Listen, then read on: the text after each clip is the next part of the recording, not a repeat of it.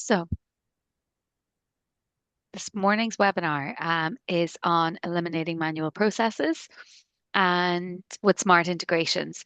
So, joining me this morning is Rick Williams, Kennore's Head of Digital Transformation, and he's going to show you how smart integrations can replace manual processes with connected, automated workflows. If this is your first time joining a webinar with Kenore, we're a one of Ireland's largest accountancy practices that is primarily online. We have a fully remote workforce of over 80 employees working across the areas of accountancy services, bookkeeping, payroll, VAT, and company secretariat. So we support a number of businesses across Ireland and the UK with their compliance needs as well as their management accounts and advisory support. Hand over to Rick now. He'll get started on going through and sharing with you how to eliminate manual processes. Thanks, Rick. Actually, today's format is a live Q&A. So please interrupt, ask questions. I'll pose your questions on your behalf to Rick. We'd love to hear what you'd like to know more about. The webinar is for general information purposes only. For specific advice, we always advise that you should consult directly. However, you can reach out to us and we can put you in contact with Rick if you'd like some specialist advice as well after the call. So. Christina, you know what inspired this webinar? I was recently on the phone with a client, and they they were doing batch reconciliations. So I think it was between it was between Zero and a CRM, if I remember right. Right. And um, I just asked a simple question. I was like, have you considered, just doing this through a real-time bidirectional connection? And the client looked at me for a second, and I could see the wheels were turning. And Right. she was like, I didn't even know that was an option. So Okay. the format of today's the what I'm going to share today is it's all educational around integrations. Educating everyone on kind of what your options are to connecting systems so that you can automate business processes. A lot of it's just, like I said, this is non-technical, so I won't get into any kind of tech jargon, but again, it's just so everyone's aware of what your different options are for connecting systems, really. Great. Thanks, Rick. So we'll start very, very high level. So um this is a pretty blanket statement, but if you want to connect one or more systems together, it doesn't matter what it is. It can be an ERP, CRM, financial system like Xero, Sage, QuickBooks, et cetera, et cetera. Um, the first thing to just quickly check. So a lot of these different software as a service solutions will have, a marketplace, a connector library where you can go and say like HubSpot, our CRM, has a marketplace where you can say like, I want to connect HubSpot to Zero, and you go into HubSpot and you can configure, use the built-in, marketplace connector. But, you know, outside of that, the quick and easy way of checking it, can you connect one system to another? Just check if it has an API. And at a high level, there's two big flavors of API, SOAP and REST. Not really going to get into like the differences because you don't need to know as a business owner, but just check, that's something you just Google. Like, does my product have a API? It stands for an application programming interface. Again, that you don't really need to know all that. An API, really all that is, my example here is I think I was hungry at the time. It's just like it's just like ordering food at a restaurant, So Yeah. like you put an order in, the kitchen processes the request, and then you get a response from the kitchen with your order ID or something like that. So um, again, you don't, most. Most APIs these days are REST. That stands for representative representative. I can't talk today. And I State can't help, but I transfer. don't know what it stands for. Sorry, Rick. Representative state transfer. The other older type of API is called a SOAP, like a bar of soap that you'd wash your hands with. But those are again, it doesn't matter. You just need to check if your two systems have an API, and you absolutely can connect and send data, egress and ingress. So you can pull data out, you can read it, you can transform it, etc. So very high level here. And Rick, would you say that, for anyone changing software now today, in any way in their business, they should be checking that they have some sort of an API so that they're future proofing with the software change? Good point. Yeah, that's something you absolutely want to check for if you're doing a Mm. vendor selection. Yes. Um, Look and just validate that. So everybody's going to have an API, but some of them, some particular products and vendors have better APIs than others. One kind of quick way to tell is look at the look at the product site and see if they have a developers section that's easy to kind of find on their website. That's usually a good indicator that they spend a lot of time thinking about like moving data in and out of the system, and that they have a lot of developer documentation for their APIs. So that's kind of my uh, little cheat sheet for like seeing who has a good APIs if they have a That's developer good. section on their site. Okay, perfect. Thank you. But so here, this is a REST API in action. So you have some client app that can be your browser, it can be your phone, it could be any kind of client application. You make the request, it hits the API, which then pulls data from a database typically, and then gives a response to the client. So it's just like again, ordering the food, you ask the waiter, and the kitchen gives you the food as a response. Yeah. So is this similar to like if you're using a CRM, Rick, and you're doing your quote on there, and then the client signs their contract, and you could have a trigger there that says that it's ready for invoicing, then that it would move straight through to your invoicing software and push out the invoice. Yeah, Yeah. exactly that. And actually that's a really good segue into the next kind of concept here is Okay. okay, so once you figured out if your vendor has an API, Hmm. there's some different ways, there's some architecture patterns. Probably should have started the call saying, my background is in software architecture. I specialize in integrations. That's where I spent a lot of my consulting work over the past decade. But just some high level concepts here. There's two ways to poll for to get information. It's you can poll for it, which just basically means that's kind of like checking. Opening up Outlook or your email client and just hitting refresh, waiting for, do I have new mail? Do I have new mail? Do I have new mail? Right. So it's constantly asking for, one system asks another system, do you have any updates for me? Right. A webhook is more modern, and that is more of a subscription model. So you tell one system instead of asking over and over again, which is fairly wasteful, you tell, one system, hey, when you get a new order in, just give me the details of that order so that I can ingest it into another system. So that's called a webhook. So, Right. um, again, a lot of today's talk is just arming you with the knowledge around like what is a what is a webhook, like and how like so you can use that information to say like, does this API have a webhook where I can get orders? Yeah.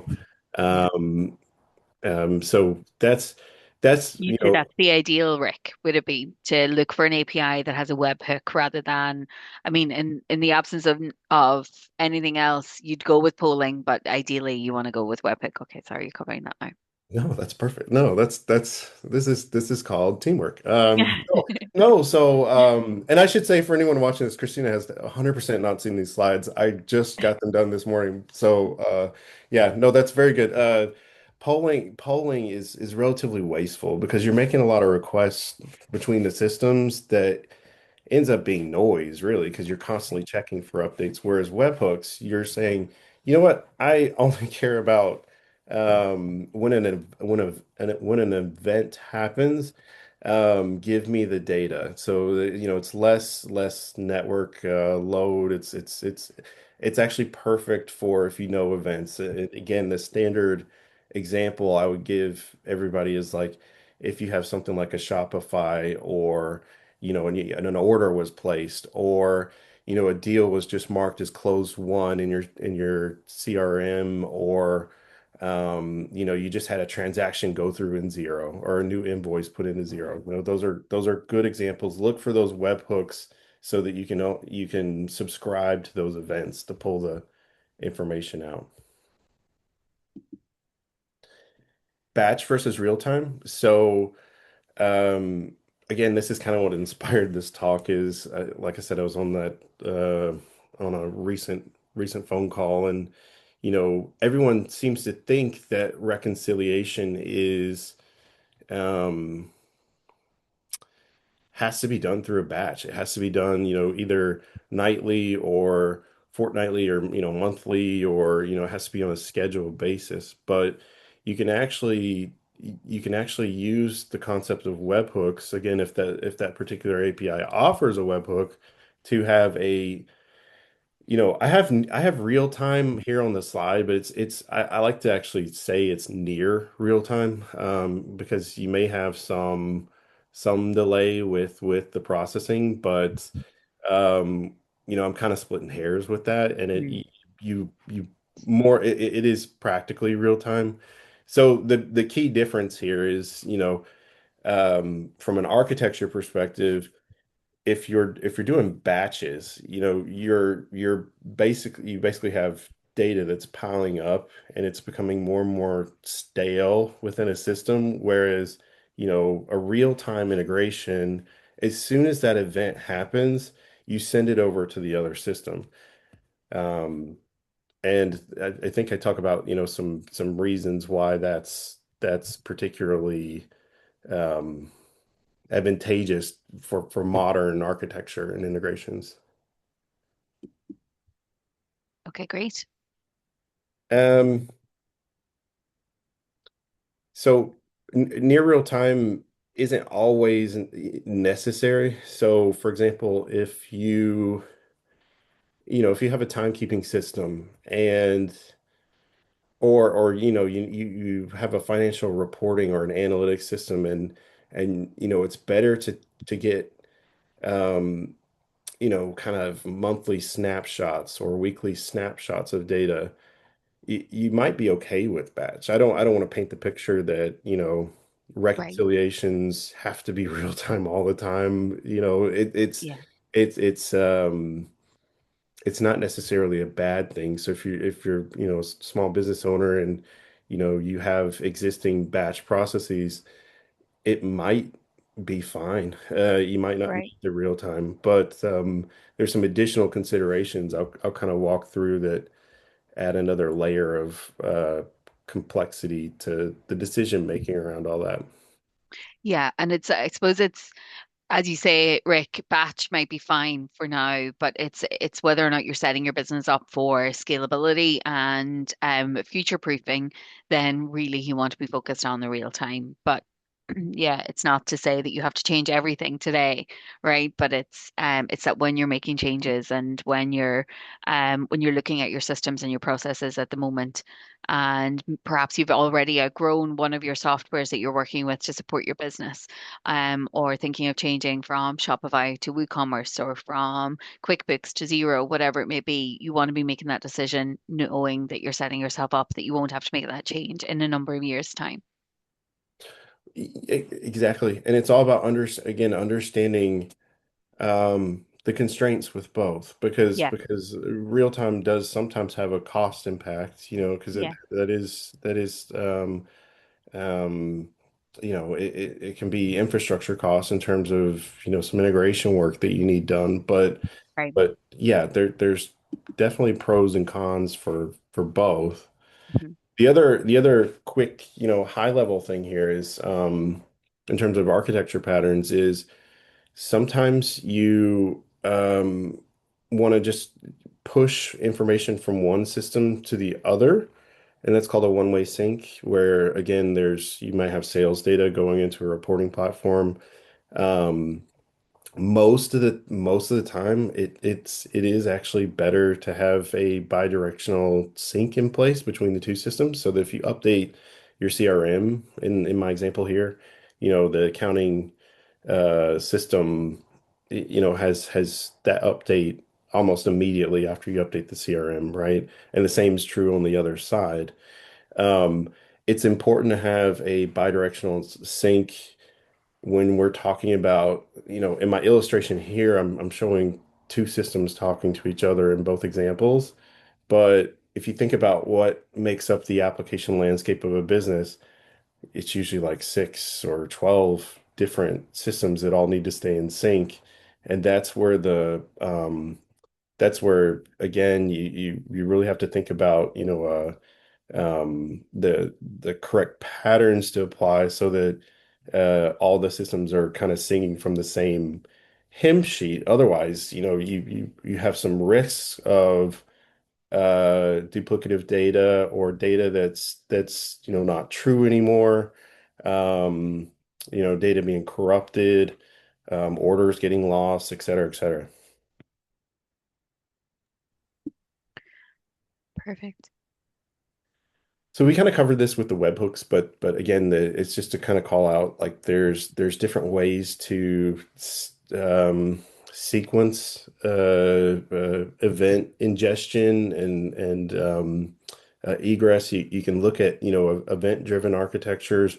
Those are typically preferable. So leveraging webhooks to um, webhooks, as well as, some code to say, like, hey, when this trigger happens or when this event happens, then do this. Otherwise, the old school method of, just running a, scheduled task on a timer works just as well. So you may have nightly reconciliations, weekly, monthly, quarterly, et cetera, et cetera.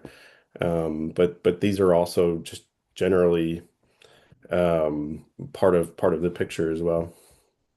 Okay. And then when moving data, some best practices that I wanted to quickly touch on is you need to have some robust retry logic. So, um, let's say you've got a um, CRM and a financial, like let's say HubSpot and Zero. Yeah. If Zero is, I mean, this has never happened that I'm aware of, but if Zero is unavailable, you need Mhm. to have logic in place where, like, that these events that we're talking about retry themselves, right? So that the systems stay in sync. And Right. you need to have alerts and logging in place so that um, if something fails, your IT team or whoever's supporting the integration can act on that, right? And then the other concept here is idempotency. So it's just saying, you need to architect these solutions in a way that they're not destructive. They're repeatable but not destructive. And the example I'll give is, like, if you have logic that sends an invoice to a client, you don't want to, regenerate invoices over and over again. You just want Mhm. to use the same one that was generated and maybe send another email type of thing. Right. Okay.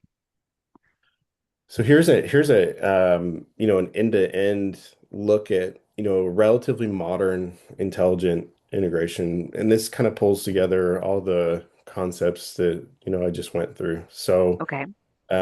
we have Shopify. New order is created. There's a webhook in place that goes to And an integration layer, I didn't cover this, but it's called an integration platform as a service. This could be a simple web service. It doesn't have to be an integration platform as a service, but that just transforms the data. So it might change a date format from one way to another, or format currencies or do currency conversions. And then it'll make an API call to something like QuickBooks to generate the invoice. And then the other concept, I just covered is having errors and an alerting in place, to retry and or report on any issues that came up with the integration.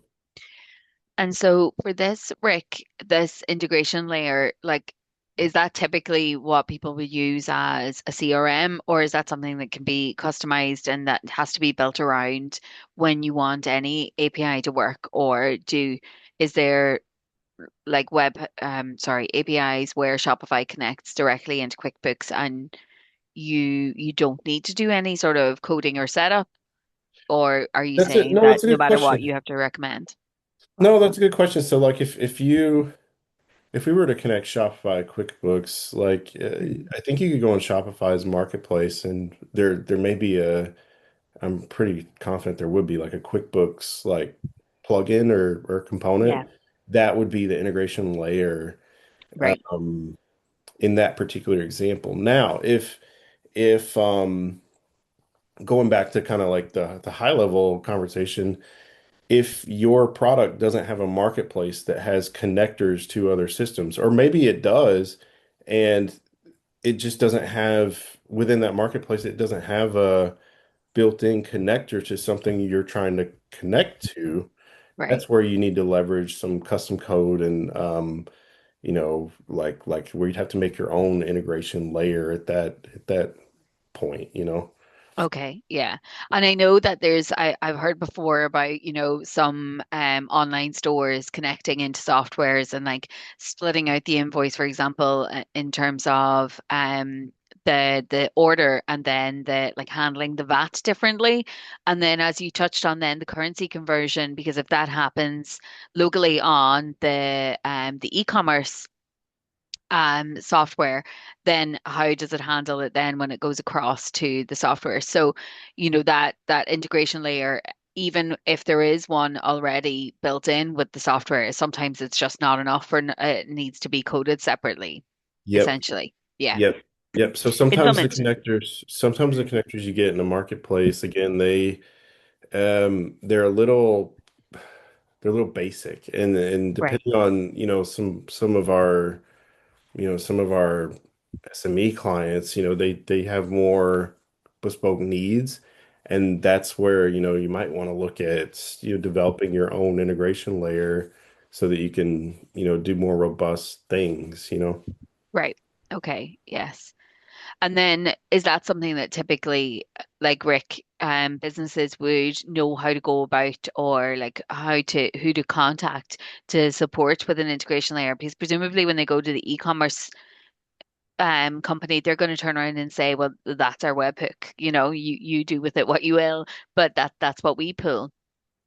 Would they Yeah. know, or would they have to go to like Dr. Google, for lack of a better term, to know how to go and do that and then potentially end up doing it wrong?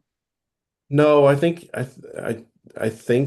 look, if you're identifying a business need for an integration layer, Yeah. that's where you may need to leverage. Now, it's hard to speak because our client base, we've got a lot of different industries on Mm. the phone, but um if you don't have the capability to handle some of the engineering, you may Yeah. have to have help, outside professional services help with that.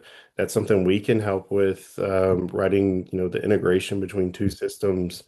So contact us. We can definitely, speak to you and understand what the business requirement is. Yeah. But yeah, that's something an engineer would have to write. Right. Yes. Yeah. Thanks for that, Rick. And it was that element that a lot of businesses today would maybe know that they have a frustration with their e-commerce plugin with their other softwares, but not know that there's solutions there for how to be able to turn that around and improve it. And Yeah. essentially that's what you and your team can do for clients and have done for some of our clients already in terms of building in that integration layer and putting it in a better format for them. Yeah. Yeah, something more robust. Because like I said, Mm, some of these marketplace connectors are they're pretty basic. They're just meant to, do some very basic things. They don't particularly handle errors well, and sure. they may not do some of the additional data transforms that you need or things like that. So Yeah. yeah, that's something you may want to consider is that's also an option on the table is you don't have to use the marketplace connectors. You can always write your Mm, own. Now that you yeah. know that, like, look, all you need to look at is, do the two systems have APIs? Yes. Okay. Right. Well, then there is a 99.99% chance that we can connect those two systems together. Right. That's it. Exactly. Okay, great. Thanks, Rick. Yeah, yeah. Just quickly here, just a few, literally just three case studies. Okay. E-commerce order processing, super, super common pain points here, but Yeah. you've got staff doing manual reconciliation 3 to 4 hours a day on data entry. You know, Humans typing, that's always going to be high error rates. But look, you can look at using webhook triggered syncs in place, have an automation that runs. That gives you reporting and confidence that, look, there's, no human typing this data in, it's just syncing two Yeah. systems, and you can save some time, money, and just overall accuracy with your data. It's such a strong case study, isn't it, Rick? Because if you're in e-commerce and you're working with a 3PL provider, they need real-time updates because we know that with retail customers, the most important thing for them is that they get their orders on time and that everything is processed and they're getting their updates. And so, yeah, having I'd it say automated just moves everything. I'd say anybody that's doing a lot of, if you're doing a lot of data entry manual, like what was it? You and I were on the phone recently, and how did you say it to me? You said there, anybody that has like a ruler and a highlighter or a Oh, right, pen, yes. and it's like sitting there Yeah, like scratching off manually lines. reconciling. Yeah. If you see that going on in your business, that's a good indication you might want to look at, like, leveraging some of these APIs to automate some of these systems. Yeah. Yeah, totally. Just a couple more here. They're again fairly common. Look, financial reporting.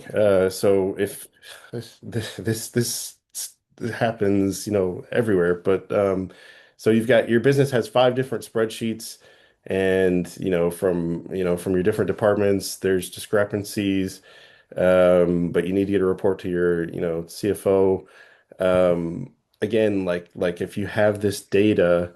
Um, Assuming these spreadsheets came from exports from your systems, just connect your systems and then run a batch ETL. Um, Sorry, ETL stands for extract, transform, load, but you just run a batch ETL to kind of connect these systems together. There's no reason that some of this, reporting can't be real time. Yeah. And remove the human entry. The last one quickly here, I'm just conscious of time. Yeah. So again, CRM and customer operations. So duplicated data, again, because you have humans, they don't always check if a client record already exists in the CRM. So that leads to a bunch of duplicates. Um, Especially between your billing that can cause billing issues. If you set up a bidirectional sync between your CRM and your financial or your billing system, invoicing system, again, you can protect against billing errors or um, you know um, and get your data quality for your business, which I'm always going on and on about, but you can improve your data quality with your business, which Right. is everything to a modern business these days. Absolutely, yes. Yeah. They're great case studies, Rick, and hopefully our attendees have found them really helpful as well. All right, yes. And our next webinar. So, if you've enjoyed this one, Rick's next webinar will be choosing tools that grow with you, vendor selection done right. So, he'll break down how to evaluate vendors. You'll learn how to identify what your business really needs, not just the flashy features, but that, business tools that can scale with you. And hopefully today's been helpful as a stepping stone towards that. Our previous webinar as well, if you missed that, is on Kenora.com/webinars. So you can absolutely visit there and take a look at some of the other webinars that Rick has hosted. They're really informational and really helpful for people that are choosing softwares and at the point of business where you're scaling and potentially meeting some bottlenecks. Thank you so much, Rick. And thank you so much for all of our attendees. I'm so sorry for running slightly over on time, but appreciate all of your attention.